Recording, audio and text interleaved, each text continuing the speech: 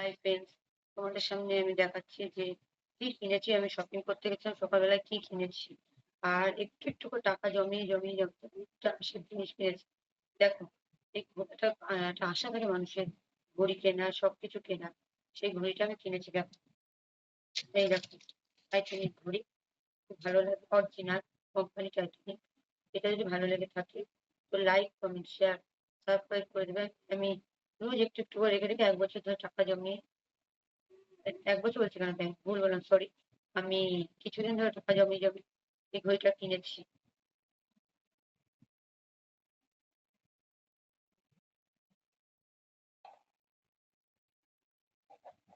এই দেখো ঘড়িটা কি সুন্দর, তোমরাও কিনতে পারো তোমাদের ভালো লাগবে।